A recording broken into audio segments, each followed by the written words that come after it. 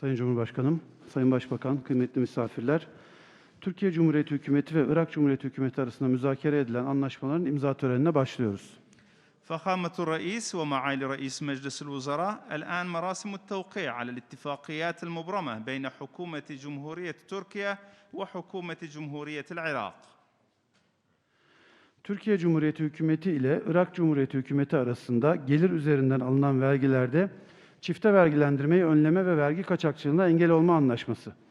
İmzacılar Türkiye Cumhuriyeti adına Hazine ve Maliye Bakanı Sayın Lütfi Elvan, Irak Cumhuriyeti adına Planlama Bakanı Halit Battal El Necim. اتفاقية بين حكومة جمهورية تركيا وحكومة جمهورية العراق لتجنب الازدواج الضريبي ومنع التهرب من دفع الضرائب. الموقعون سعادة السيد لطفي ألوان وزير الخزانة والمالية وسعادة السيد خالد بتال نجم وزير التخطيط.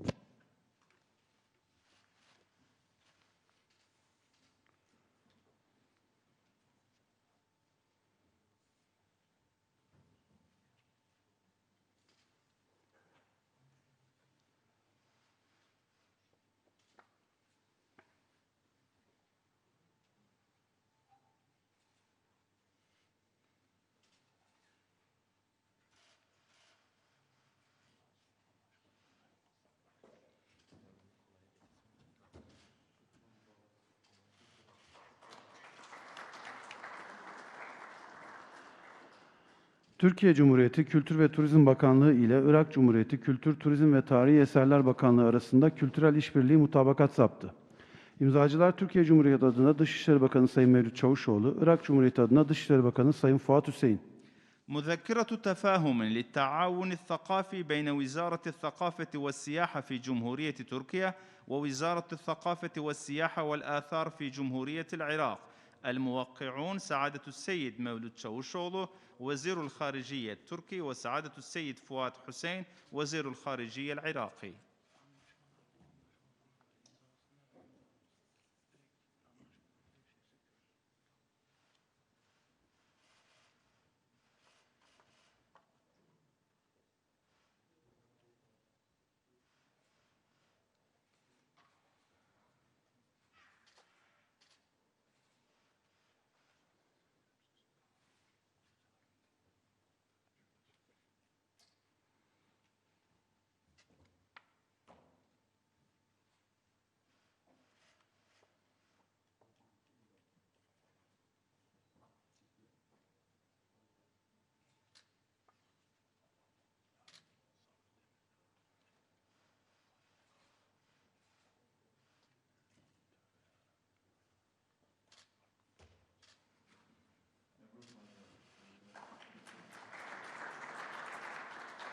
Anlaşmaların imza töreni sona ermiştir. Basın açıklaması için Sayın Cumhurbaşkanımız ve Sayın Başbakan'ın kürsü teşriflerini arz ederim.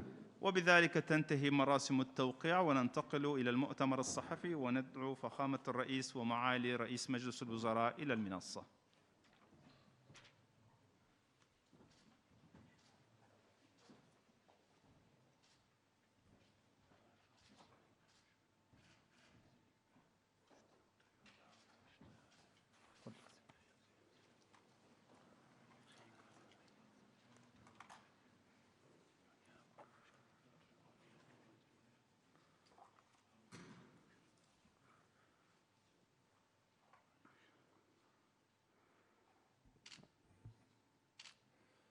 Sayın Başbakan, değerli kardeşim Mustafa Kazmi, saygıdeğer bakanlar, milletvekilleri, kıymetli basın mensupları, sizlere en kalbi duygularımla, hürmetle, muhabbetle selamlıyorum. Aziz kardeşim Kazmi'yi ve heyetini Ankara'da misafir etmekten büyük bir bahtiyarlık duyduğumu özellikle ifade etmek isterim. Bir kez de sizlerin huzurunda Sayın Başbakan'a ve heyetine hoş geldiniz diyorum. Sayın Kazımi, Irak'ın içinden geçtiği bu zor dönemde büyük bir sorumluluk üstlendi. Sahip olduğu engin devlet tecrübesiyle inşallah bu zor görevin üstesinden geleceğine inanıyoruz. Bu vesileyle kendisini bir kez daha tebrik ediyor. Allah'tan muvaffakiyetler diliyorum. Türkiye'nin desteğinin her daim yanlarında olacağını tekraren vurgulamak istiyorum. Değerli basın mensupları, kardeşim Kazımi ile gerek ikili gerekse heyetler arası görüşmeler gerçekleştirdik. Görüşmelerimizde ikili ve bölgesel ilişkilerimizi tüm veçeleriyle ele aldık. İki komşu ülke olarak ilişkilerimizi her alanda geliştirmekte kararlıyız. 2020 başta koronavirüs salgını olmak üzere çeşitli imtihanlarla karşı karşıya kaldığımız bir yıl oldu. Gerek salgınla mücadelede, gerek güvenliğin tesisi, gerekse siyasi sıkıntıların aşılması noktasında Iraklı kardeşlerimize destek verdik. Komşumuz Irak'ın siyasi birliği ve toprak bütünlüğünün korunmasına, istikrar ve güvenliğine atfettiğimiz önem herkesin malumudur. Irak'ın yeniden imarı çerçevesinde de her türlü katkıyı yapmaya hazırız. Mezhebi veya etnik hiçbir ayrım yapmadan Türkmeni, Kürdü, Arabı, Şiisi ve Sünnisiyle Irak halkının tamamını öz kardeşimiz olarak görüyoruz. Irak hükümetinin de kapsayıcı ve kuşatıcı politikalarla tüm Irak halkının huzurunu temin edeceğine inanıyoruz. Başbakan Kazımi'nin uzun bir sürenin ardından Irak kabinesine tekrar bir Türkmen bakana yer vermesi bu inancımızı pekiştirmiştir. Sayın Başbakanı, milletimiz ve Irak Türkmenleri için oldukça anlamlı bu kararından dolayı bir kez daha tebrik ediyorum. Değerli basın mensupları, Sayın Kazımi ile ortak düşmanımız DAEŞ, PKK ve FETÖ terör örgütleriyle mücadelemizin sürdürülmesini kararlaştırdık. Bu alanda Türkiye-Irak arasında işbirliğinin artırılması hususundaki görüş birliğimizi teyit ettik. Burada bir kez daha ifade etmek isterim ki ne Türkiye'nin, ne Irak'ın, ne de Suriye'nin geleceğinde bölücü teröre asla yer yoktur. Bölücü örgüt, sivillere hedef alan saldırılarıyla vahşi yüzünü göstermiş, kimlere hizmet ettiğini tekrar ortaya koymuştur. Dünkü terör eylemleri ise örgütün Suriye uzantısının da Irak'ın güvenliğine açık bir tehdit oluşturduğunu gözler önüne sermiştir. Bölgemiz terörün başını tamamen ezmeden huzura kavuşamayacaktır. Bu bakımdan Irak makamlarının PKK'ya karşı yürüttüğü operasyonları takdirle karşılıyoruz. Türkiye olarak biz de meşru müdafaa hakkımız çerçevesinde Iraklı kardeşlerimize destek sağlıyoruz. Bölgemize kan, gözyaşı ve yıkımdan başka bir şey getirmeyen bu katil sürülerinin kökünü kurutana kadar da mücadelemizi sürdüreceğiz. Öte yandan Irak'la 20 milyar dolarlık ticaret hacmi hedefimize rahatlıkla ulaşabileceğimizi görüyoruz. Her iki ülke iş adamlarının önündeki engelleri ortadan kaldırabilmek için ahdi zeminin güçlendirilmesi hususunda da mutabık kaldık. Nitekim bugün imzalanan çifte vergilendirmenin önlenmesi anlaşması bu kararlılığımızın göstergesidir. Irak tarafına daha önce sunmuş olduğumuz stratejik projelerimizi süratle hayata geçirmek için ortak irademizi teyit ettik. Özellikle enerji sektöründe büyük bir işbirliği potansiyelimiz bulunuyor. DAEŞ tarafından tahrip edilen Kerkük-Ceyhan petrol boru hattının tamiratının tamamlanarak Kerkük petrollerinin bir an önce yeniden ve daha yüksek miktarlarda dünya piyasalarına sunulmasını istiyoruz.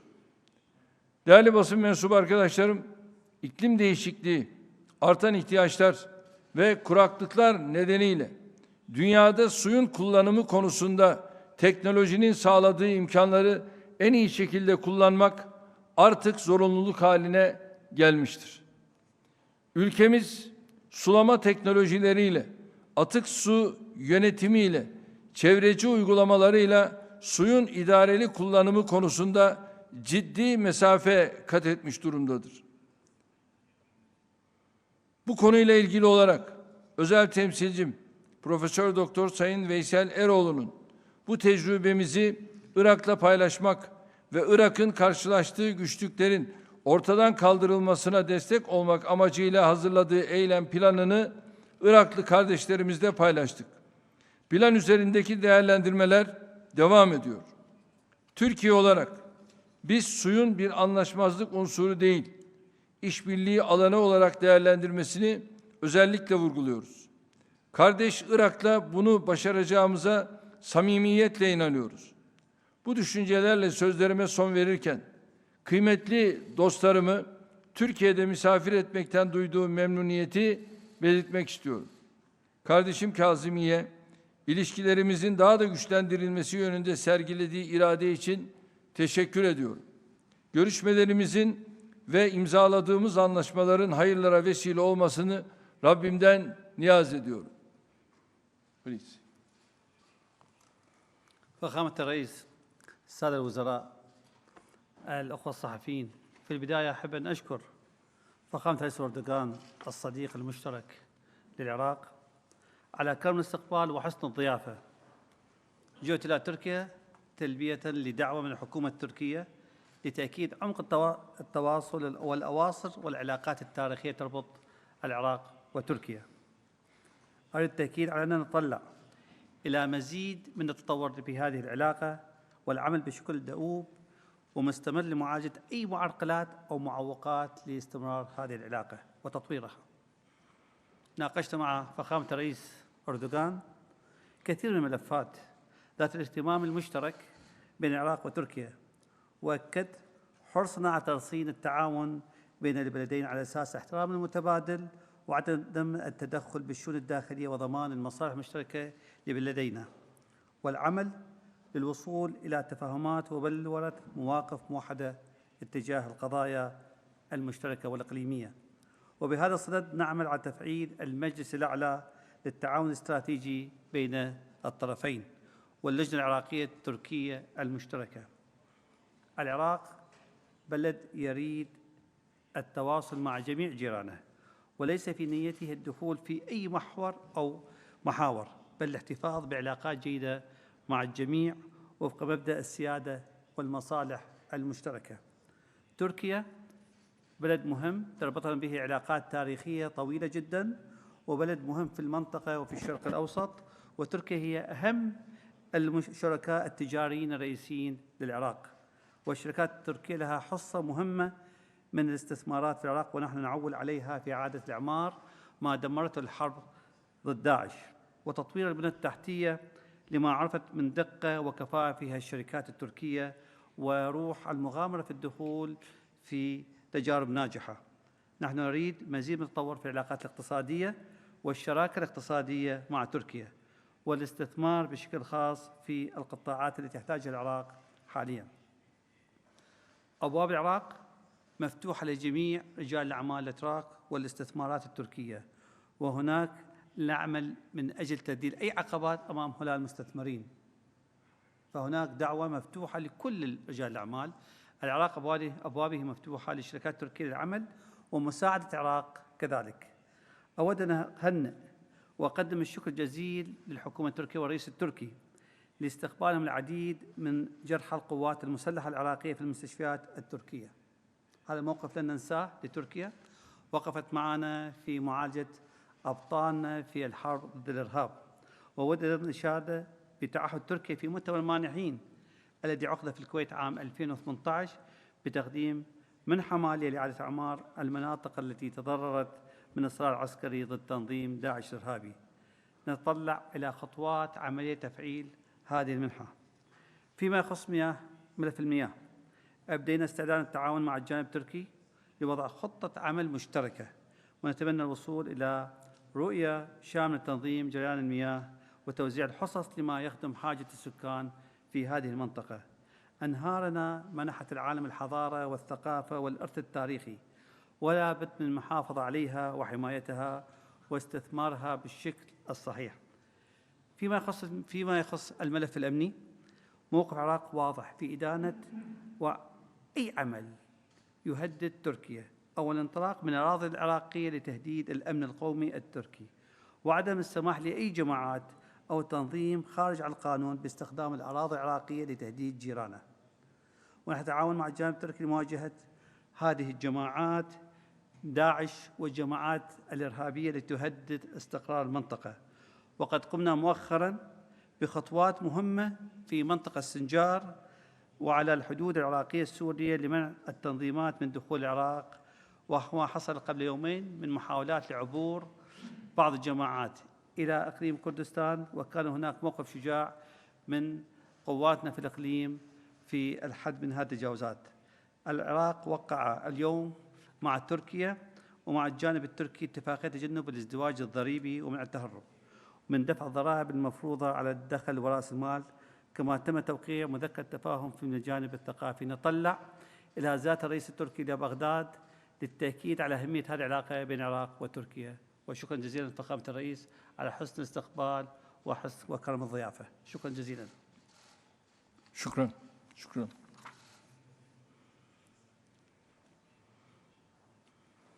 Evet, çok teşekkür ediyoruz. Sağ olun. Hayırlı akşamlar diliyoruz. İnşallah en yakın zamanda yüksek düzeyli stratejik konsey toplantımızı Irak'ta yapacağız. Şu beladan bir an önce inşallah kurtulduğumuz anda da Irak seyahatini gerçekleştireceğiz. Fadıl.